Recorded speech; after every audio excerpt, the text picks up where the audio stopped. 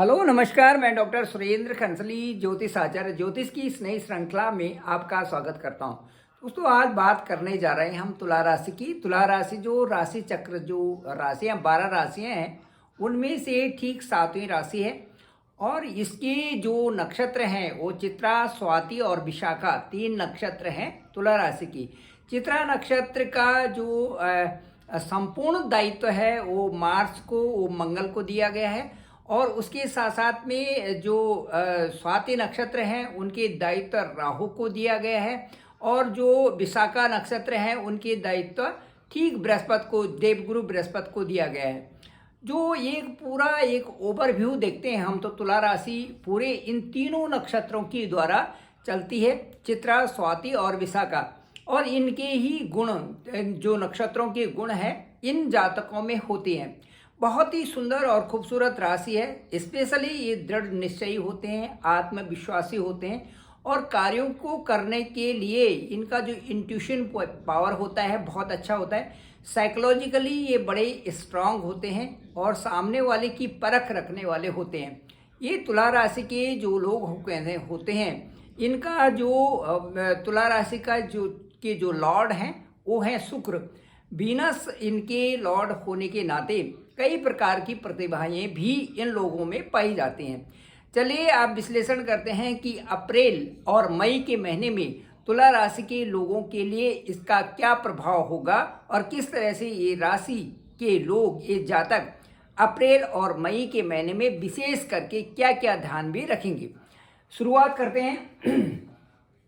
ये तुला राशि में जैसे कि मैंने अभी कहा कि 3 नक्षत्रों के द्वारा ये राशि चलती है, चित्रा, स्वाति और विशाखा। अब मैं आपको कहना चाहूँगा कि ये जो राशि है इसमें देखेंगे हम कि फर्स्ट हाउस में क्या है, एक एक हाउस की गणना करेंगे। फर्स्ट हाउस जो तुला राशि का है उसमें देखेंगे कि जो इनके मन के कारक हैं वो डील करते हैं इनके ठीक जो है शुक्र से। पहले हाउस के जो लॉर्ड हैं वो कहाँ पर हैं ये देखना जरूरी है।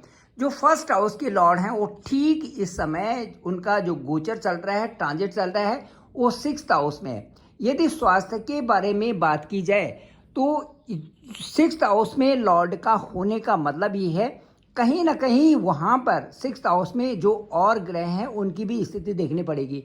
6th हाउस में अभी वर्तमान में वीनस भी हैं, राहु भी हैं, मरकरी भी हैं, सन भी है और उसके साथ साथ में सैटर्न भी है।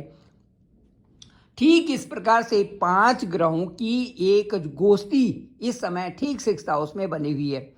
कहने का सीधे तात्पर्य ये होगा कि जो 5th हाउस हैं, 5th हाउस में देखना पड़ेगा कि आपका इम्यूनिटी सिस्टम कैसा है। 5th हाउस के लॉर्ड भी आपके 29 मार्च 2025 को 6th हाउस में चले जाएंगे। 6th हाउस की जो ये 5 जो ग्रह वहाँ पर बैठे हुए हैं, इससे और 6th हाउस से ये लगता है कि कहीं ना कहीं पर आपकी इम्यूनिटी में भी इस समय कुछ उतार चढ़ाव आ सकता है, इसलिए आपको अच्छी डाइट लेना बहुत ज़रूरी है। दूसरा, राहु और शनि भी 6th हाउस में है। इससे ये पता चलता है कि कहीं ना कहीं जो जैसे ये सीजनल जो सीजन चल रहा है उसका भी प्रभाव आपके ऊपर पड़ा रहेगा। एक तो राहु और शनि, दूसरा इसके साथ साथ में वीनस का वहाँ पर होना, राहु का वहाँ पर होना, मरकरी का वहाँ पर होना, सन का वहाँ पर होना, ये बताते हैं कि जो आपका अप्रैल और मई का महीना है इसमें विशेष करके आपका जो डाइजेशन सिस्टम होगा वो भी, और इसके साथ साथ में जो वातावरण का जो प्रभाव होगा वो आपकी सेहत पर जरूर पड़ने वाला है। तो अप्रैल और मई के महीने में भी आपको विशेष सतर्कता रखनी है। वैसे यदि कंक्लूसिव वे में कहा जाए तो जो सूर्य का गोचर है वो 14 जो अप्रैल तक तो आपको अपना ध्यान रखना चाहिए। अब मैं आपको बताना चाहूँगा कि आपका जो आपका एजुकेशन है वो कैसे रहेगी, हायर स्टडी आपका कैसे रहेगा और उसमें किस तरह से बदलाव इस समय आ रहे हैं, उसके बारे में मैं कहूँगा कि जो आपके 5th हाउस के लॉर्ड हैं ये सैटर्न है। और सैटर्न वहाँ के being Lord of 5th house हम ये समझते हैं कि फिफ्थ हाउस की लॉर्ड सिक्स्थ में जाना, इसका मतलब कंपटीशन में, न्यू एडमिशन में, स्टडी के फील्ड में, दूरस्थ स्थानों में या विदेशों में आपका जो प्लेसमेंट भी हो सकता है। आप बाहर भी दूरस्थ जगह में भी जा सकते हैं अपने नेटिव से। और उसके साथ साथ में इससे क्या होगा कि आप थोड़ी सी मेहनत में ज़्यादा कामयाबी यहाँ पर हासिल कर सकते हैं। ये आपको मैं ये कह रहा हूँ कि थोड़ा सा फ्रस्ट्रेशन यहाँ पर रह सकता है, क्योंकि वहाँ पर सूर्य भी हैं और राहु भी हैं, इसलिए थोड़ी सी फ्रस्ट्रेशन यहाँ पर बन सकती है। इसको आपको थोड़ा ध्यान रखना है। बाकी आपके लिए जो ये अप्रैल और मई का महीना है कई कारणों से बहुत अच्छा रहेगा। आप खूब मेहनत करते रहें और आगे बढ़ते रहें, क्योंकि आपका जोश भी बना रहेगा। और क्योंकि कंपटीशन के क्षेत्र में वहाँ पर आपको एक मिला जुला प्रभाव मिल रहा है, लेकिन उसके बावजूद भी आप उस स्ट्रेस को ना लें जो कि किसी तरह से नेगेटिविटी आ रही है, और आप एक उच्च स्टडी की तरफ चलें या आपका जो अध्ययन का जो क्षेत्र है उसको और स्ट्रांग बनाएं, तो आपके लिए बहुत अच्छा रहेगा। इसके साथ साथ में मैं ये कहना चाहता हूँ कि जो चेंज आपके साथ में आ रहा है वो कई तरह का यहाँ पर चेंज दिखाई दे रहा है। एक तो यदि हम देखें कि भाई फिफ्थ हाउस से हम रिलेशन भी देखते हैं, इंटीमेसी भी देखते हैं, तो फिफ्थ हाउस में जो लॉर्ड हैं वो वीनस के साथ में है। वीनस आपके जो एर्थ के भी लॉर्ड हैं और उसके साथ साथ में आपके लगन के भी लॉर्ड हैं वीनस। तो यह दिखा रहा है कि सैटर्न और वीनस तो आपकी ठीक है, इन दोनों में मित्रता भी है, ये एक साथ में है। हालांकि ये सिक्स्थ हाउस में है, लेकिन उसके साथ साथ में जो राहु और सन है ये कहीं ना कहीं आपस में थोड़ी सी परेशानी क्रिएट कर देते हैं। इसलिए जो पति पत्नी का भी जो व्यवहार है, और साथ साथ में ये कह सकते हैं कि जो लव रिलेशन का भी है, इसमें भी ऐसा लगता है कि जो सिक्स्थ हाउस में जो ये राहु और सन है इनका प्रभाव है, और इनके प्रभाव से अचानक जो है कई सारी परिस्थितियों में बदलाव आता है और उसमें उतार चढ़ाव की स्थिति रहेगी। इसके साथ साथ में मैं ये कहना चाहूँगा कि जो 14 और 15 अप्रैल हैं उसके बाद का जो समय है वो बहुत अच्छा आपके लिए रहने वाला है। मैरिज लाइफ की बात यदि करें हम, तो मैरिज का जो हाउस है वो उनके जो वहाँ पर जो डिजिट हैं वो हैं 1, और उनके जो लॉर्ड हैं वो बैठे हुए हैं भाग्य स्थान में, ठीक 9th हाउस में। तो 9th हाउस में जो लॉर्ड का 7th हाउस के लॉर्ड का बैठना तो ठीक है। इससे ये लगाया जा सकता है कि कई तरह से आपके साथ में जो थोड़ा सा वर्क का बर्डन भी आ सकता है, लेकिन साथ साथ में आपकी मैरिज लाइफ ठीक रहेगी। ये जो करियर से संबंधित है 9th हाउस में और 10th हाउस में, इन दोनों को इसके साथ में मिला जुला प्रभाव देखें तो मैरिज लाइफ आपकी ठीक रहेगी। भाग्य की बात हम करते हैं तो जो आपका फॉर्च्यून है ये कई तरह से अच्छा प्रभावित है, और 9th हाउस के जो लॉर्ड हैं जो बुध हैं वो थोड़ा सा 6th हाउस में इस समय बैठे हुए हैं, और 6th हाउस में बहुत सारे ग्रहों के साथ में हैं, बहुत सारे प्लेनेट्स वहाँ पर हैं। वीनस भी हैं, राहु भी हैं, सन भी है, मरकरी भी है और सैटर्न भी है। तो ये सारे के सारे आपके 6th हाउस में हैं। तो जो 6, 8 और 12 जो हाउसेस होते हैं ये कहीं ना कहीं किसी न किसी तरह वहाँ पर उतार चढ़ाव की स्थिति भी दे देते हैं। लेकिन थोड़ा सा ये तो कह सकते हैं कि भाग्य इस समय बहुत अच्छा साथ नहीं दे रहा है, क्योंकि छठे स्थान में है, और छठे स्थान में यदि स्थिति देखें तो अभी रेट्रोगेट अवस्था में भी इस समय मंगल चल रहे हैं 7 अप्रैल तक। तो ये जो स्थिति होती है यहाँ पर बहुत अच्छी प्रगति के लिए तो नहीं कर सकते, क्योंकि कहीं ना कहीं भाग्य में थोड़ी सी इस समय गिरावट तो आई हुई है।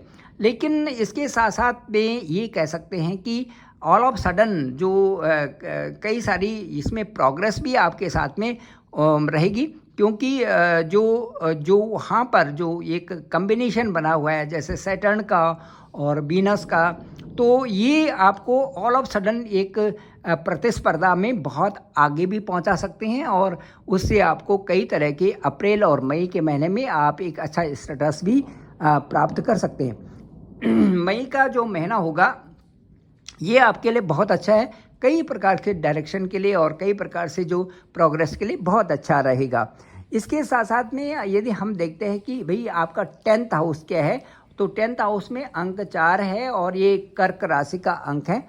यहाँ पर मुझे ये लगता है कि जो मन का जो प्रभाव होगा आपका थोड़ा स्विंग करेगा, क्योंकि वर्क प्लेस में भी और वहाँ पर भी ऐसा रहेगा कि जो आप चाहते हैं उसी तरह से, जैसे मन कभी अच्छा और कभी कुछ परिवर्तन के लिए सोच देता है, इसी प्रकार से आपका मन स्विंग करेगा और कभी तो बहुत अच्छी फीलिंग्स रहेगी और कभी ऑल ऑफ सडन जो है आप अच्छा नहीं सोचेंगे। तो उसमें आप बदलती हुई परिस्थितियों में अपने निर्णयों को, जो आपका निर्णय है, जो आपका डिसीजन है, उनको ज़रा सही ढंग से लें तो ज़्यादा अच्छा रहेगा।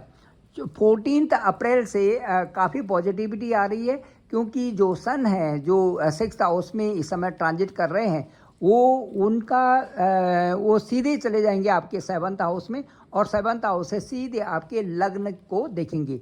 असेंडेंट को देखने के बाद कुछ ऐसा लगेगा कि आप उस समय तरक्की के क्षेत्र में हैं, क्योंकि 10th से 10th जो हम 7th हाउस को देखते हैं और इसमें आपकी कई प्रकार से प्रोग्रेस भी इस समय देखी जा रही है।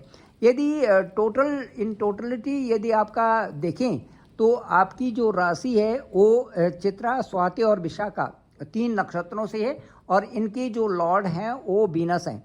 जो चित्रा नक्षत्र है ये 14th नक्षत्र है आपकी ये जो नक्षत्र के चक्र में, और 14th नक्षत्र ये चित्रा साहसी भी होते हैं, मेहनती भी होते हैं और बुद्धिमान भी होते हैं।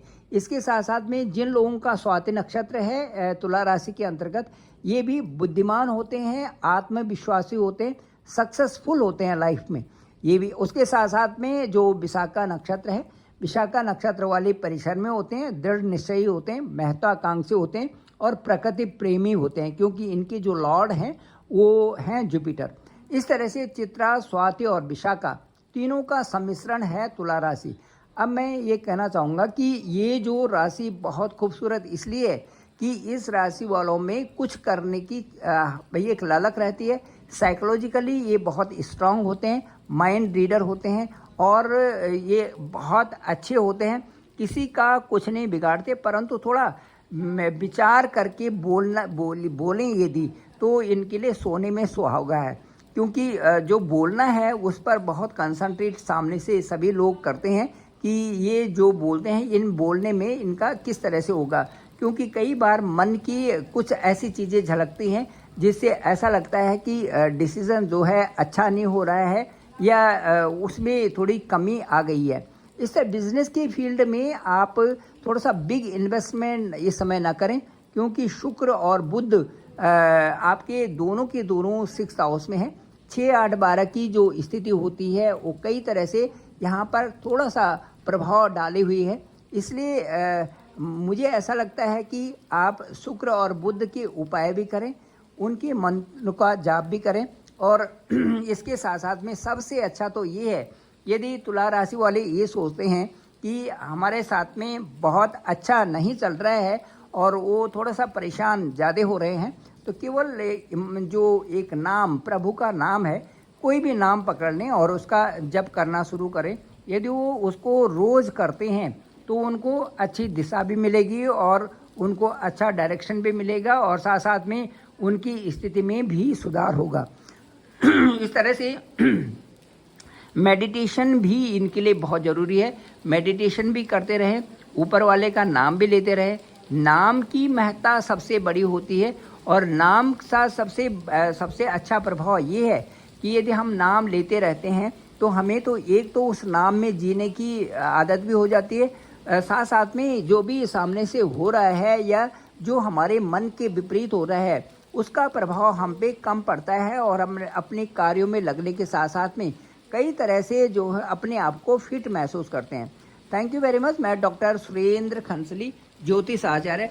ज्योतिष की इस श्रृंखला में इतना ही।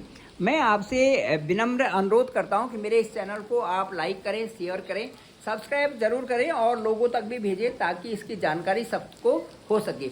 आप सभी लोग जो जो आपका जो लग्न है, आपके लग्नेश कहाँ है, और इसके साथ साथ में आपकी जो पूरी कुंडली है उसमें प्लेनेट की स्थिति क्या है नटाल होरोस्कोप में, इसके साथ साथ में जो अभी ट्रांजिट में है ग्रह कहाँ पर बैठे हुए हैं, ये क्या प्रभाव दिखा रहे हैं, इन सब का एक एनालिसिस करेंगे और ओवर फोन आपसे बात की जा सकती है। मेरा डिस्क्रिप्शन पे नंबर है 9868280191। आप डायरेक्ट मुझे कॉल भी कर सकते हैं, मैं आपका कॉल पिक करूंगा और साथ में पूरी कुंडली का एनालिसिस करके जो भी मेरा अनुभव होगा मैं आपसे ज़रूर शेयर करूंगा। मुझे लगता है कि वो आपको अच्छा भी लगेगा। Thank you very much. आप सभी लोगों का आभार, आप सभी लोगों का बहुत बहुत धन्यवाद।